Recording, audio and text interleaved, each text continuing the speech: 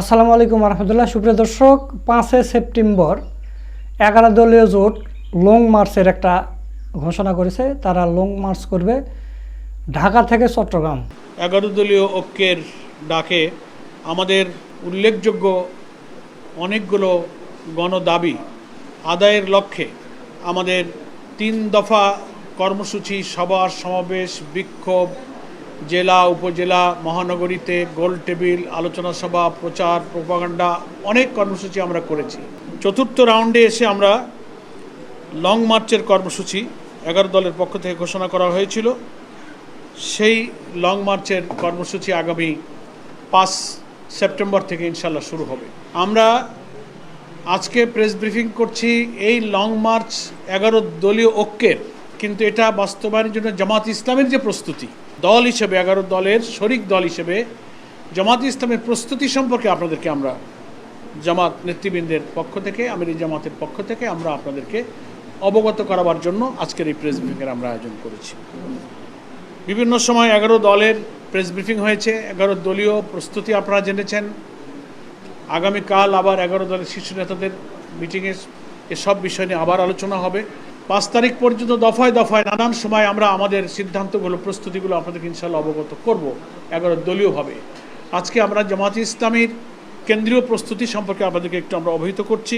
প্রথম কথা হচ্ছে, আমরা 6টি প্রধান দাবিকে এই লং মার্চের ডিমান্ড হিসেবে, দাবি হিসেবে পোস্টার, লিফলেট, প্রচারণায় আমরা স্থান দিয়েছি। দাবির তো কোনো শেষ নেই, জনগণের দুর্ভোগেরও শেষ নেই। প্রথম হচ্ছে গণভোটের গণরায় বাস্তবায়ন, এটা আমাদের প্রথম দাবি। 2 হচ্ছে জুলাই গণহত্যার বিচার। 3 হলো বিদ্যুৎ, তেল, গ্যাস ও দেশে বিরাজমান সার সংকট নিরসন, এটা আমাদের এই লং মার্চের দাবি। 4র্থ, নিত্য প্রয়োজনীয় দ্রব্যমূল্যের ঊর্ধ্বগতি রোধ করা। 5ম, ভেঙে পড়া অবনতিশীল আইন শৃঙ্খলা পরিস্থিতির উন্নয়ন করা। সংঘাত, সংঘর্ষ, খুন, ধর্ষণ, একটা পরিবারের 4 জনকে খুন করা হয়েছে গাইবান্ধায় সেদিন, লাস্ট খবর। আর ধর্ষণ, ক্যাম্পাসে রক্ত ঝরা, যা আমরা দেখতে চাইনি, অপহরণ, এগুলো চলছে। এগুলোর পরিস্থিতির উন্নয়ন করা এবং এগুলো বন্ধ করা আমাদের এই লং মার্চের একটা দাবি। 6 হলো প্রশাসনের সর্বস্তরেই, আমরা বলবো একেবারে সরকারি পদ, স্বায়ত্তশাসিত পদ, আধা সরকারি এবং বিভিন্ন জায়গায় কর্পোরেশন, জেলা পরিষদ, শিক্ষা মন্ত্রণালয়, শিক্ষা বোর্ড সহ নানান জায়গায়, ইউনিভার্সিটির ভাইস চ্যান্সেলর থেকে নিয়ে সংকীর্ণ দলীয়করণের প্রতিবাদ এবং এটা বন্ধ করা। এই 6টা দাবি আমরা আমাদের প্রধান দাবি হিসেবে লং মার্চের কর্মসূচিতে আমরা উল্লেখ করেছি। আমাদের ক্যাম্পেইনে, প্রচার প্রচারণায় আমাদের এটা প্রাধান্য পাচ্ছে। সম্মানিত সাংবাদিক বন্ধুগণ, প্রিয় দেশবাসী, আমরা আমাদের দেশবাসীর সহযোগিতা চাই। বিশেষ করে 5ই সেপ্টেম্বর শনিবার সকাল 7টায় আমরা ঐতিহাসিক বহু আন্দোলনের স্মৃতিবিজড়িত শাপলা চত্বরে সমবেত হয়ে সেখান থেকে চট্টগ্রামের আরেক সকল আন্দোলনের সূতিকাগার লালদিঘির ঐতিহাসিক ময়দানে আমরা গন্তব্যে পৌঁছানোর উদ্দেশ্যে যাত্রা আমরা শুরু করব শাপলা চত্বর থেকে। পথে পথে এই বিশাল মহাসড়কের 2 দিকের সমস্ত জেলা, থানা, উপজেলা, গ্রাম, ইউনিয়ন, ওয়ার্ড, সমস্ত মানুষের, জনসাধারণের সহযোগিতা এবং দোয়া আমরা কামনা করছি। এবং আমাদের বহর যাত্রা করবে শাপলা চত্বর থেকে। পথে পথে যে জেলাগুলো আমরা অতিক্রম করব, তার 9টি জেলা এবং মহানগরী শাখার জামাত ইসলামীর নেতৃবৃন্দকে আমরা আজকে সকালে ঢাকার কেন্দ্রীয় কার্যালয়ে আহ্বান করেছিলাম। সে বৈঠক আমাদের এখনও চলছে। জামাতের এই 9টি শাখা, একেবারে ঢাকার পরে নারায়ণগঞ্জ থেকে শুরু করে মুন্সিগঞ্জ, কুমিল্লা, ফেনী, তারপরে একে একে এসে আপনার চট্টগ্রামের মহানগরী জেলা সংশ্লিষ্ট 9টি শাখাকে আমরা অন্তর্ভুক্ত করে তার আমির নেতৃবৃন্দ, ইসলামী ছাত্র শিবিরের নেতৃবৃন্দ, শ্রমিক নেতৃবৃন্দ সকলেই সকাল 10টা থেকে এই লং মার্চ প্রস্তুতির বৈঠক এখনও চলছে। আমরা সেই বৈঠক থেকে নেতৃবৃন্দ আপনাদের সামনে উপস্থিত হয়েছি। সেখানে এই অভিযানের অন্তত 6-7টি পয়েন্টে আমাদের নেতৃবৃন্দ পথসভা করবেন, শীর্ষ নেতৃবৃন্দ। সেই সব পথসভা সফল করা, এই বিরাট লং মার্চের যে কাফেলা চলবে সেখানে হাজারের ঊর্ধ্বে গাড়ি এই লং মার্চে সংযুক্ত থাকবে ইনশাআল্লাহ কমপক্ষে। আর পথে পথে তো নানান গাড়ি যুক্ত হতে থাকবে হাজার হাজার, যেটার কোনো পরিসংখ্যান হয়তো এক্ষুনি আমাদের কাছে নেই, তখনও হয়তো থাকবে না। স্বতঃস্ফূর্ত জনগণ আমাদের এই কাফেলা ইনশাআল্লাহ যোগ দেবে। লং মার্চের নিরাপত্তা, লং মার্চের যাত্রীদেরকে সুশৃঙ্খলভাবে এই যে সকাল 7টায় শুরু আর রাত 10টা-11টাকে লালদিঘিতে সমাপ্ত হবে, এই লং টাইমে কি কি সমস্যা মুখোমুখি আমরা হতে পারি সেগুলো বিস্তারিত গাইডলাইন এখন দেওয়া হচ্ছে। সেইভাবেই সমস্ত শাখাগুলো leaflet, poster, sticker, banner, festoon, cultural program, সঙ্গীত, থিম সং এবং প্রত্যেক এই সড়কের চারিপাশ ঘিরে প্রতিটি গ্রামে গঞ্জে উপজেলায় এই লং মার্চ সফলের জন্য একটা ব্যাপক আলোড়ন, একটা সাড়া পড়ছে। আমরা ইতিমধ্যেই যে আজকে খবর পেলাম, তারা সে সমস্ত সভা সমাবেশ, মাইকিং, হাটে বাজারে সেই সব পথসভাতে তারা মিছিলে মিছিলে তারা লোকারণ্য হবে এবং সমবেত হবে এবং এই রোড মার্চের কাফেলাকে তারা স্বাগত জানাবে। আমরা এই রোড মার্চের ডিসিপ্লিন সম্পর্কে অনেকগুলো বিভাগ করেছি, অভ্যর্থনা বিভাগ করেছি, মেডিকেল বিভাগ করেছি, পরিবহন বিভাগ করেছি, আমরা প্রকাশনা, তারপরে আইটি বিভাগ, স্বেচ্ছাসেবক বিভাগ, সাংস্কৃতিক বিভাগ, নিরাপত্তা বিভাগ, তারপরে প্রশাসনিক যোগাযোগের বিভাগ, চিকিৎসা বিভাগ, সংশ্লিষ্ট ট্রান্সপোর্ট পরিবহনের বিভাগ, আমরা এই সব বিভাগে বিভাগে আলাদা আলাদা দায়িত্ব ভাগ করে দিয়েছি। সেই সব বিভাগীয় দায়িত্বশীলদের নিয়েও আমাদের গতকালকে সমন্বয় সভা সম্পন্ন হয়েছে। ফলে আমরা আল্লাহ তাআলার উপরে ভরসা করে বলতে পারি যে আমরা মহান আল্লাহর সাহায্য পেলে আর আমাদের এই হাজার হাজার গাড়িতে যুক্ত যে পরিমাণ জনগণ আমাদের সাথে সামিল হবে, প্রত্যেকের সহযোগিতা পেলে আমরা এই রোড মার্চকে, লং মার্চকে ইনশাআল্লাহ সফল করতে পারবো। আমাদের বড় সহযোগিতার একটা জায়গা হচ্ছে প্রশাসন। আমরা পুলিশ প্রশাসন আইন শৃঙ্খলা রক্ষার ক্ষেত্রে খুব গুরুত্বপূর্ণ ভূমিকা পালন করে থাকে। এই জন্য গতকাল আমরা 11 দলের নেতৃবৃন্দ একসঙ্গেই পুলিশের প্রধান, ইন্সপেক্টর জেনারেল অফ পুলিশ, যাকে আমরা আইজিপি বলি, পুলিশ মহাপরিদর্শকের দপ্তরে, পুলিশ হেডকোয়ার্টারে আমরা ওনার সাথে বৈঠকে মিলিত হয়েছিলাম। সেখানে 11 দলের মহানগরী এবং কেন্দ্রীয় পর্যায়ের নেতৃবৃন্দ আমরা উপস্থিত থেকে লিখিতভাবে আমাদের ঢাকা চট্টগ্রাম, ঢাকা রংপুর, ঢাকা খুলনা এবং ঢাকা সিলেট রুটটা আমাদের ট্রেনে হবে যেহেতু রাস্তাটা খারাপ, আর খুলনাটা হয়ে আবার কুষ্টিয়ায় গিয়ে শেষ। এই রুট সম্পর্কে পুলিশের আইজিপি আরও কয়েকজন এডিশনাল আইজিপি সেখানে ছিলেন, লিখিতভাবে তাদেরকে আমরা শিডিউল দিয়েছি। কোথায় কোথায় আমাদের স্পট হবে, কোথায় কোথায় জনসভা হবে, সেসব বিষয়ে আমরা অবগত করেছি এবং ওনাদেরকে আমরা অনুরোধ করেছি সংশ্লিষ্ট সমস্ত রেঞ্জ ডিআইজি, পুলিশ সুপার, তারপরে থানাগুলোর যারা ভারপ্রাপ্ত কর্মকর্তা থাকবেন, তাদের ট্রাফিক সিস্টেম, পুলিশের সাথে রিলেটেড ইন্টেলিজেন্স, সবাইকে যেন ওনাদের দায়িত্বে এই সবগুলো অবহিত করেন এবং আমাদের এই লং মার্চ সফল করতে তারা যেন সহযোগিতা করেন। ওনারা আমাদেরকে আশ্বস্ত করেছেন, আমাদেরকেও ওনারা কিছু পরামর্শ দিয়েছেন যে আপনাদের পক্ষ থেকেও স্বেচ্ছাসেবক প্রতিটি স্থানে স্থানে পুলিশের সাথে সমন্বয় এবং ধৈর্যের পরিচয় দিয়ে এই লং মার্চকে সফল করার জন্য উভয় যদি আমরা মিলিতভাবে চেষ্টা করতে পারি তাহলে ইনশাল্লাহ আমাদের এই লং মার্চটা সফল হবে। আমরা মনে করি গণতান্ত্রিক সংগ্রামে দেশের জনগণের বৈধ ন্যায্য দাবি আদায়ের যে নিয়মতান্ত্রিক পথ, তার মধ্যে লং মার্চ হচ্ছে একটা কর্মসূচি। এটা সম্পূর্ণ শান্তিপূর্ণ হবে, নিয়মতান্ত্রিক হবে, কোনো উস্কানিমূলক হবে না। আমরা আশা করব যে পুলিশ প্রশাসন এবং সরকারের সকল ইন্টেলিজেন্স এবং এর সাথে আইন শৃঙ্খলা রক্ষায় ট্রাফিক সহ যারা নিয়োজিত থাকেন তারা আমাদের এই 4টি রোড মার্চের ব্যাপক কর্মসূচিতে জনগণের পাশে থেকে আমাদের রোড মার্চকে শান্তিপূর্ণ এবং সাফল্যমণ্ডিত করবেন। বিএনপি, সরকার, সরকারি দল, অন্যান্য রাজনৈতিক দল, বন্ধু সংগঠন যারা দেশে রাজনীতি করেন তাদের কাছে আমাদের আপিল থাকবে, আমরাও একটি রাজনৈতিক দল হিসেবে এই নিয়মতান্ত্রিক জনগণের দুর্ভোগ, গণদাবি, গণভোটের গণরায় বাস্তবায়ন, এগুলো সবই মানুষের গণ আকাঙ্ক্ষা।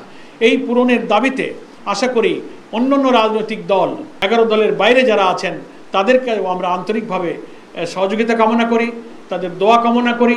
পথে পথে সেই সমস্ত শাখায় সকল রাজনৈতিক দলের অংশগ্রহণ, সহানুভূতি, সহযোগিতা, পরামর্শ নিয়ে প্রত্যেক দলই এইসব কর্মসূচি পালন করার অধিকার সাংবিধানিক, রাজনৈতিক এবং আইনি অধিকার। তারা আশা করি এই লং মার্চ সফল করে আমাদের পাশে থাকবেন।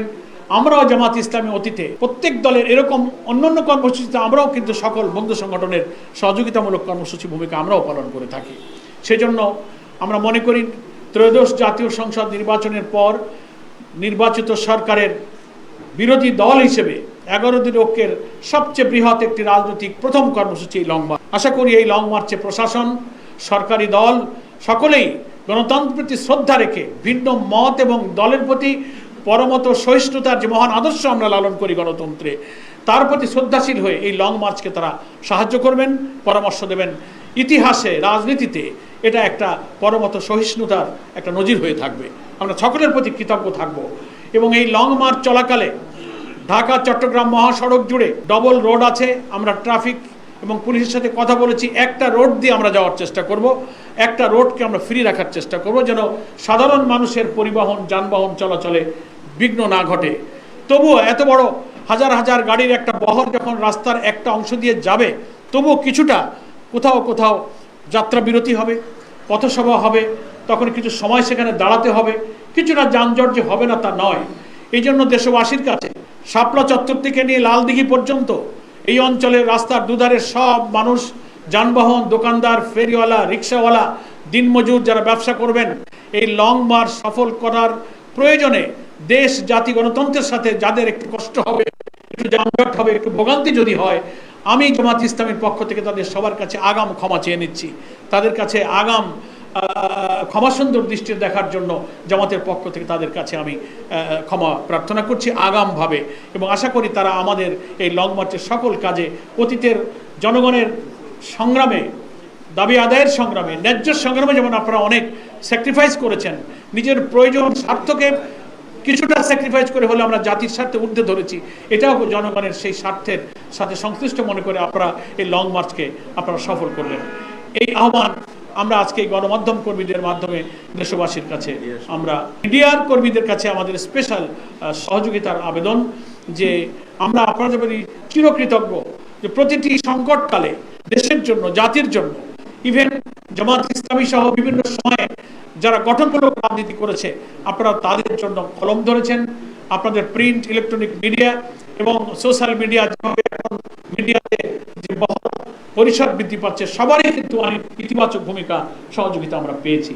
আশা করি এই লং মার্চের শুরু থেকে শেষ পর্যন্ত একেবারে 4টি রুটের যে লং মার্চ হবে, প্রতিটি কর্মসূচিতে অতীতের মতো আপনারা আমাদের সহযোগিতার হাত বাড়িয়ে দেবেন। কোনো সময় হয়তো আপনাদের সঙ্গে আমাদের সংযোগ সম্পর্ক আরও গভীর করার আমরা চেষ্টা করব, সহযোগিতা করার চেষ্টা করব। কোথাও যদি কখনো ব্যস্ততা অথবা কমিউনিকেশন গ্যাপের কারণে আপনারা কখনো একটু অসুবিধা বোধ করেন, আমাদেরকে জানাবেন। আপনাদের অনেক সময় আমরা খোঁজ নিতে পারি না, অনেক কষ্ট আপনাদের হয়, অনেক প্রশ্ন আপনাদের থাকে। তার জন্য আপনাদেরকে আমি আগাম ক্ষমা সুন্দর দৃষ্টি কামনা করে, আপনাদের সবার সহযোগিতা কামনা করে আজকে এই 11 দলের লং মার্চের ব্যাপারে বাংলাদেশ জামাত ইসলামের প্রস্তুতি সম্পর্কে অবহিত করে আমি আপাতত আমার বক্তব্য এখানেই শেষ করছি। মহান আল্লাহ তাআলা দেশ জাতির কল্যাণে যে গুরুত্বপূর্ণ 6টি দাবিকে উচ্চকিত করে দেশবাসীকে, সরকারকে এই দাবি মেনে নেবার আহ্বান জানানোর নিয়মতান্ত্রিক কর্মসূচি হিসেবে এই লং মার্চকে আমরা হাতে নিয়েছি। এই লং মার্চ সফল করার জন্য আপনাদের সবার সহযোগিতা, সর্বোপরি আল্লাহ তাআলার রহমত কামনা করে আমি আমার বক্তব্য এখানে শেষ করছি।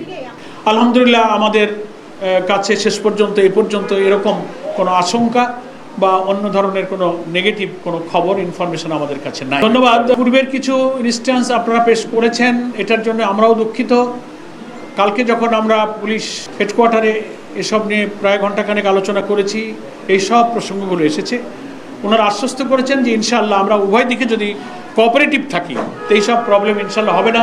জনগণের মধ্যে গণতান্ত্রিক চেতনা, পরমত সহিষ্ণুতার চেতনা ইনশাআল্লাহ বেড়েছে। আমরা সে ব্যাপারে আন্তরিক এবং ধৈর্যশীল থাকবো। সেকেন্ড হচ্ছে যে এই লং মার্চে 11 দলের প্রত্যেক শীর্ষ নেতা ইনশাআল্লাহ উপস্থিত থাকবেন। আমাদের জামাত ইসলামীর সম্মানিত আমির, বিরোধী দলের পার্লামেন্টের যিনি আমাদের leader doctor Shafiqur Rahman MP, তিনিই থাকবেন শীর্ষভাগে। ডক্টর কর্নেল অলি আহমদ সাহেব, নাহিদ ইসলাম, আল্লামা মামুনুল হক এবং অন্যান্য যে রাজনৈতিক দলের নিজামে ইসলাম, তারপরে আমাদের খেলাফত মজলিস, বাংলাদেশ খেলাফত মজলিস, তারপরে AB party, Bangladesh development party, labour party, সব নেতৃবৃন্দ, শীর্ষ নেতৃবৃন্দ, জাকপা, আমাদের এই সব দলের নেতৃবৃন্দ ইনশাল্লাহ এই বহরের শীর্ষভাগে শীর্ষ নেতারা একসঙ্গে ইনশাল্লাহ থাকবে। পয়েন্টগুলো একটু বলতে পারবো, কিন্তু কোথাও কখনো কোনো কারণে একটা চেঞ্জও হতে পারে। আপাতত আমরা পুলিশকে দিয়েছি স্পটগুলো। আমার মনে হয় আজকে থাকুক এই পলিটিক্যাল সাবজেক্ট। আমি একটু রিকোয়েস্ট করি, আমরা এই সাবজেক্টে প্রয়োজনে সেপারেট কথা বলবো। আজকে একেবারে এক্সক্লুসিভলি লং মার্চ ইস্যুতে আমাদের ব্রিফিং, আমাদের এই ব্যাপারে এক একটা বিষয় কিন্তু আমাদের মতো আদর্শিক দলের প্রধান যিনি থাকেন, আমির জামাত সহ সেন্ট্রাল অ্যাপেক্স বডির একটা পলিসি থাকে। আমাদের কথাবার্তা সেই সব ফোরামে একটু নীতি নির্ধারণী বিষয়ে আলোচনা করা ছাড়া সিঙ্গেল কমেন্ট করাটা আমরা সমীচীন মনে করি না। আমি দুঃখিত, আজকে আমরা এই ব্যাপারে কথা বলছি না। আর প্রশ্ন এদিকে একজন করছেন, সেটা একটু উত্তর দিই লং মার্চের সাথে, একটু এটা অ্যান্সার দিয়ে দিই। সে বলছে যে গণভোটের গণরায় কার্যকর করার জন্য হা ভোট জয়যুক্ত হলো, এখনো কেন লং মার্চ আপনাদের করতে হচ্ছে? প্রশ্ন, গুরুত্বপূর্ণ প্রশ্ন। কেন করতে হচ্ছে গণমাধ্যম কর্মীদের এটা জানা আছে। দুঃখজনক হলেও ক্ষমতাসীন বিএনপি সরকার তারা এই গণভোটকে অস্বীকার করছে। তারা এটাকে সংবিধান বিরোধী বলছে। 2025 সালের 13ই নভেম্বরের প্রেসিডেন্সিয়াল অর্ডারকে চ্যালেঞ্জ করে বলছে এই আদেশ রাষ্ট্রপতি দিতে পারেন না। তারপরে সংবিধান সংস্কার পরিষদের শপথ নেওয়ার বিধান সংবিধানে নাই। তো এই সমস্ত সাংবিধানিক প্রশ্ন তুলে সংবিধানের ভুল ব্যাখ্যা দিয়ে একটা বিভ্রান্তি তৈরি করে আলটিমেটলি গণরায়কে এড়িয়ে যাওয়া। ফলে পার্লামেন্টে আমাদের যিনি লিডার অফ দি অপোজিশন এবং 11 দলের এমপিরা প্রচণ্ড চেষ্টা করছেন, 68 ভিত্তিতে নোটিশ দিয়েছেন, বারবার বিতর্ক হচ্ছে, নিষ্ফল আলোচনা কোনো শেষ নেই। তো আমরা রাজনৈতিক সাংবিধানিক সব বিতর্কের জায়গা পার্লামেন্ট, এটা আমরা বিশ্বাস করি। এখনও চাই যে পার্লামেন্টে একটা নিষ্পত্তি হোক। যতক্ষণ তা হচ্ছে না ততক্ষণ নিয়মতান্ত্রিক গঠনমূলক কর্মসূচি দিয়ে আমরা যে 70% জনগণ হ্যাঁ বলেছে, আমরা সেই জনগণের সাথে রাজপথেও আমরা থাকতে চাই। তবে আমার এই প্রোগ্রামটা হবে কনস্ট্রাকটিভ এবং রেসপন্সিবল। Thank you. খেলাফত আন্দোলন আছে, খেলাফত মজলিস জোটে নাই তা বলেননি। ওনাদের ব্যক্তিগত দলীয় কিছু কার্যক্রমের কারণে আপাতত আমাদের কয়েকটা বৈঠক দিতে ওরা আসেননি। তো আমরা আশাবাদী দেশের প্রয়োজনে জনগণের গণতান্ত্রিক আন্দোলনে ওনারা আমাদের সাথে থাকবেন, আমরা আশা করি। সকলকে ধন্যবাদ। সুপ্রিয় দর্শক, আপনারা জামাতে ইসলামের প্রেস ব্রিফিংয়ের ভিডিওটা দেখলেন। তো জামাতে ইসলামী সহ 11 দলের যে সিদ্ধান্তটা নিয়েছে লং মার্চের, এই বিষয়টা আপনারা কিভাবে দেখছেন তা অবশ্যই কমেন্ট করে জানিয়ে দেবেন। সকলকে ধন্যবাদ।